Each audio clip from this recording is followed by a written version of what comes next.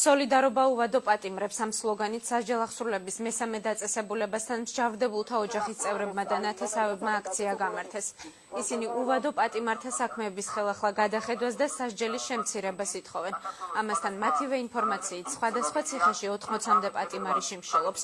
მათ შორის 7 აჭარის მკვიდრია, ერთი კი სასჯელს ბათუმის ციხეში იხდის. აქციის მონაწილეებთან უფლებადამცველი იმყოფებოდა. თამაზ ბაკურიძე შესაბამის უწყებებს დროული რეაგირებისკენ მოუწოდებს.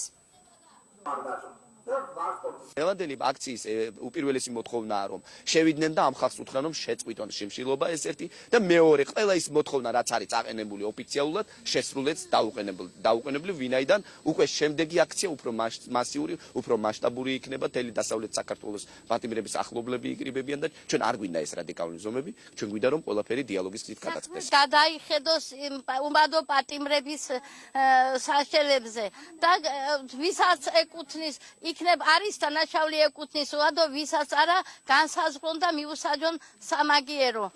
კიდე მოვითხოვ იმას ხომ ხელისუფლებიდან და გულის შევქმნივა ერთი თვე 10 თქმის მიტინგებს ატარებთ არავინ არ მისულა ჩვენს უადო პატიმრებთან და არ მოუკითხიათ. შიმშილობენ ერთი თვეზე მეტი შიმშილობენ და არავინ არ მისულა იგი. მაგინი რომ შიმშილობენ ჩვენაც ასე გავაკეთებთ სანამ ცოცხალი ვართ და სანამ ჩვენაც ამევკერავთ ამ პირს და ჩვენაც დავასკდებით ამ მიწაზე რაც შეეშულოს იმ პატიმრებს.